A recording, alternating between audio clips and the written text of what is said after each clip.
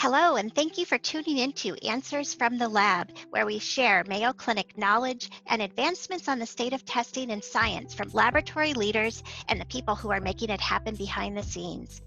I'm Dr. Bobbi Pritt, a clinical microbiologist and the chair of the Division of Clinical Microbiology at Mayo Clinic in Rochester, Minnesota. With me today is Dr. Bill Morice, the chair of the Department of Laboratory Medicine and Pathology at Mayo Clinic and the president of Mayo Clinic Laboratories. This is our weekly discussion with Dr. Morice, in which we learn about updates in laboratory testing during the COVID-19 pandemic. So, Bill, welcome back for another great chat. Yes, yeah, it's good to be back as always, and they're always entertaining for me, and hopefully people find them useful that listen to them as well. Well, I've gotten good feedback, and as we always say, we encourage feedback from our viewers and our listeners. So if anyone has ideas, we'd love to hear from you. Please write in.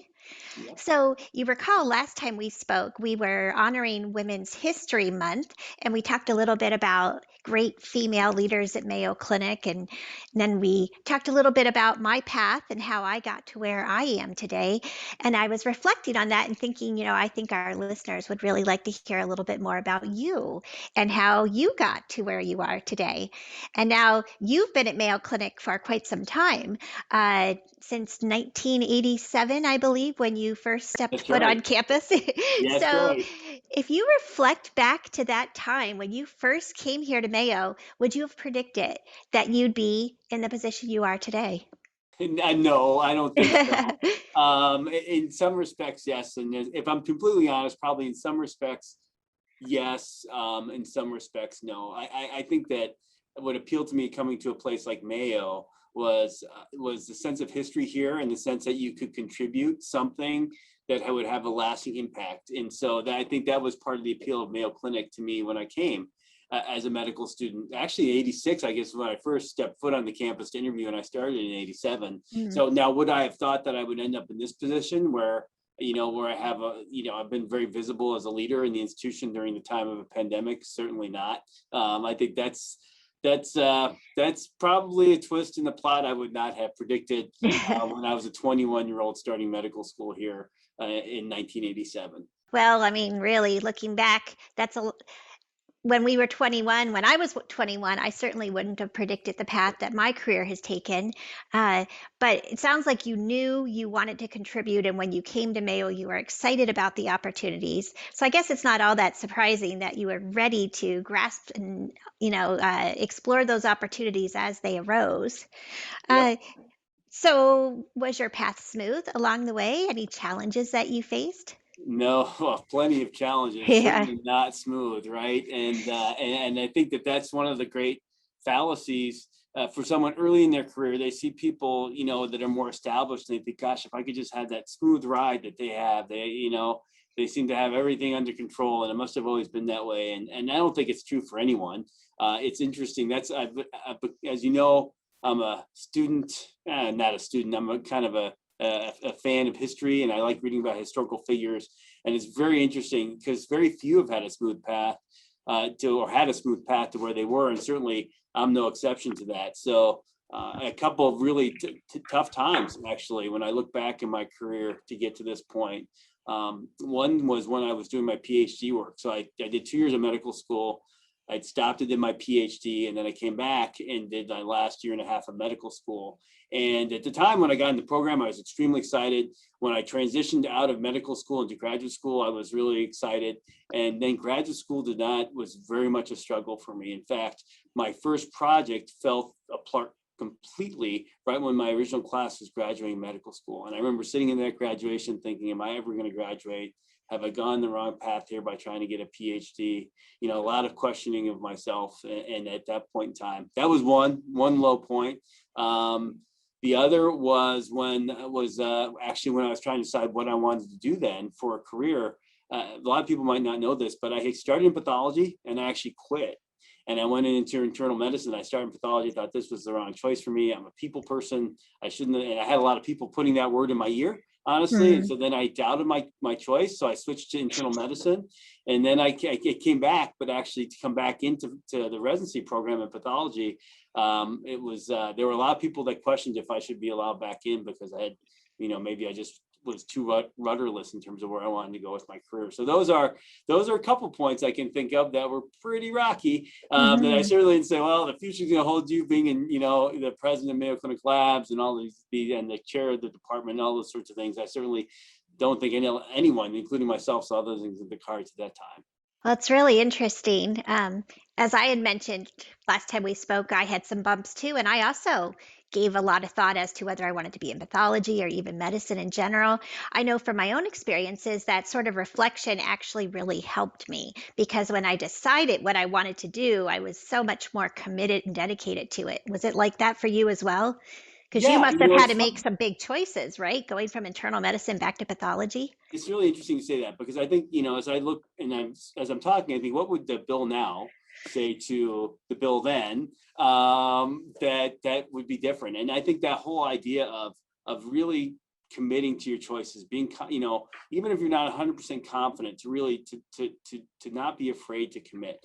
I think that's something that's very difficult, and it's different, and also understand and knowing yourself. So I personally, I am a high P. When I do my Minnesota personality inventory, I'm someone that likes to have a lot of options, but you got to understand yourself, and you have to really believe in your choices, and just understand that, what, even if the choices aren't the best ones, if you go after them and pursue them with real vigor and commitment, you'll figure out what to do. You'll go the right way.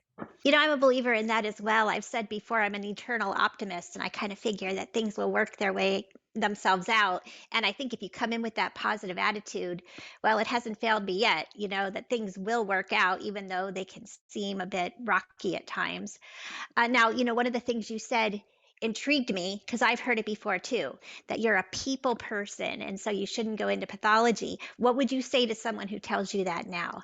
I think number one, people skills are critically important for just about every walk of life in some way, Hmm. shape, or form, right? So, because we have to work with other people, and so and really to not pigeonhole yourself. If you feel that your career is, you want to pursue something in your career, you shouldn't let anything dissuade you from that, even if it seems like you're not cut from the same cloth as other people in that career, for instance. So, I am very much an extrovert. I think you are too. That's probably why we're talking on podcasts.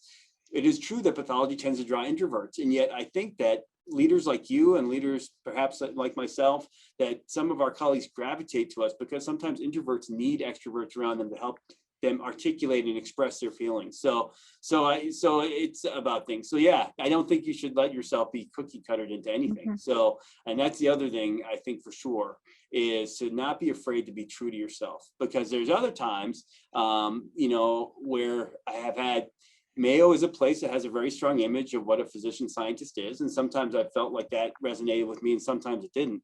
That doesn't mean I should change who I am. I mean, you have to continue to learn, and you have to be honest and understand what things you're doing are effective or ineffective in terms of working with other people. But if you, at your core, you should really be based in values and keep those values, and not feel like you have to be someone different in your job. You have to be true to yourself if you really want to be happy and actually Yeah. effective.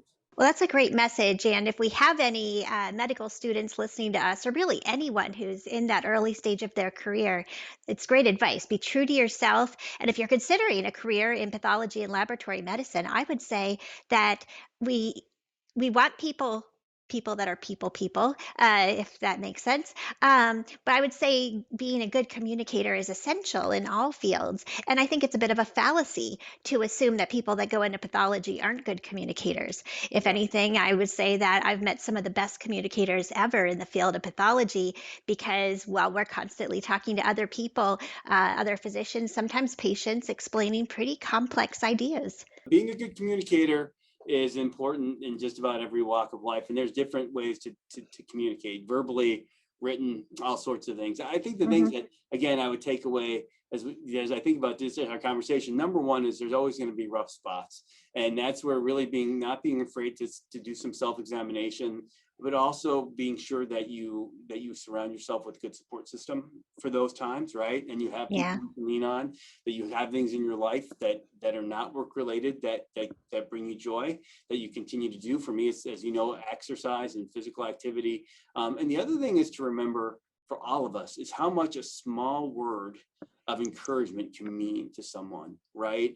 It can sometimes validate. I think of some of the people that validated me along my career here that saw possibilities. When you talk about me in this role, I remember early in my career, there were a few people that said, yeah, you know, you have real leadership potential. I remember thinking, really? You know, and so, or just that, or expressing some confidence. I remember Dr. Hansen, my colleague, one time when I was a resident, he had to leave and he said, you know what, Bill can run this lab. I know he's a resident, but he can do it for a couple of days. And those little things, man, those for someone early in your, anytime in your career, even today, when people email me and say, thank you, Dr. Morice, for X, Y, or Z, it really, it helps, right? And so those small words of encouragement really go a long way. And we shouldn't forget to share them when we feel inspired to do so. Yeah, that's a great thing to say, to think about. If you see someone doing something that, would be just worth mentioning, I try to do that with my residents and just say, boy, you really did a great job in X, Y, and Z, be very specific too. Uh, and I think people really appreciate hearing that. Now, has your leadership style changed over time since you first took your leadership role? I guess it would be as division chair for hematopathology up to where you are today. My first leadership role was actually as a lab director, I guess, in the cell Yeah, kinetics lab. true. Um, yeah, it's funny. Some things have changed and some have not. I mean, the core of who you are, really, as I said, you have to be true to that. The challenge and what I think of the real joy in leadership, though, is you have to continue to get better. You have to continue to try and understand ways to be more effective in helping other people as a decision maker that affects other people. And so that sense of humility, or hopefully I have that. It's certainly, I know that's an important attribute in leaders, because it's got to be a journey of self-improvement and self-reflection. And I have to say they're more challenging. That each leadership role, if you're interested in it, you really have to start early in that process, because as you go, if you make each pivot or take on a new responsibility, if it's growing in significance or stature, then the number of people that you affect by your decisions becomes greater, and then the visibility of those decisions becomes greater. So again, you really need to kind of develop a set of practices to keep yourself emotionally healthy, and also to keep yourself reflective and growing, because unfortunately, whatever job you do, you're going to look back at the early days and say, I wish I would have done that better, if I would have known that. So you have to know that going in, and you just have to be willing. And that, last but not least, I think it's a common theme, is you have to surround yourself with people who will give you honest feedback, and you have to make it safe for them to do so, as in any position in life, leadership or other, but especially in leadership. And so that's why I really value colleagues like you, because I know you'll tell me when you think I'm doing things well, and you also will tell me when you think I'm not. Hopefully I make it safe for you to hear both. Yeah, you do. And I know that being reflective and also thinking about how do I get everyone around me to really feel comfortable, that can be a bit challenging. You and I have both read some of the same books by Pat Lencioni and his colleagues. And I know that that was a big thing they mentioned is if you have a dysfunctional team, one of the key things is people aren't feeling safe to speak up. Yeah. And do you want to just reflect on how like reading and what you've gotten out of advice from others has helped you? Yeah, well, two things I would say. Number one is you read things outside of your domain of expertise. So Pat Lencioni, that's all about, management style, which is it's not something out of pathology or medical training at all, right? So to read a lot and to take in lots of different pieces of information, and then, to understand that no matter if you're in any kind of leadership role, actually even in society, but especially if you're a leader, your behaviors will then pattern the behaviors of people around you, right? So the more that you are up, if you want people to be honest and willing and open and humble, then you have to try and be all those things yourself. And that's why I think that to me, a great example of that, of course, is St. Francis, who, when I went on the pilgrimage to Assisi, to think of someone that was so value driven in his life that he created a lasting impact to today in terms of, and that was not about himself. He was as selfless as anyone could be. So that kind of selflessness and openness and taking in lots of things and looking to people as examples that you wouldn't even think of, and reading about them and what they went through in their lives, all those things I think are critically important. Well, thanks for your leadership, Belle, and inspiring others. Do you have any words of inspiration or any take home points that you want to share with our listeners? Two things. Number one, it's been is that if the people that you see around you leading, and in some respects, are a reflection of you too, right? So anyone they always come into any environment. If you try and make it better, and you have values that are driving you for those decisions, you will make it better. And so and I really benefit from people like you that make me better. So no matter what our role is, I think we all contribute to a greater good, and to be focused on that, and we all have the opportunity to do good. And also we have to forgive ourselves, because we're all going to make mistakes along the way. I guess those are the wisdom or not, those are the kind of words that kind of play in my head when I come into work most days. Yeah, I think that's wise. Forgive yourself, but always try to be the best you can be. Well, thanks for telling us your story, Belle. And I think it was a really great discussion. And I'll look forward to talking to you next time. Yeah, and let's hope that things keep going the right direction with COVID, and we can start expanding. I do think, Bobbi, it's going to be very interesting to talk about what does the world look like. We kind of future Hmm. cast a little bit, but I think really thinking about going back to what now leadership and coming together might be more important than ever. Because with the pandemic, we all had a singularity of focus, and now there's all these sorts of things swirling around us in healthcare and lab medicine and pathology. And so it's going to be a very interesting time here as we start to emerge from this pandemic, hopefully sooner rather than later. Yeah, I agree. And come together as the whole world. We all need to do this together. So there will be lots of things for us to talk about. No doubt. Thanks again, Belle. Thanks, Bobbi. Thank you so much for tuning in to Answers from the Lab. Be sure to subscribe to this podcast, and don't forget to tune in every Thursday and every other Tuesday.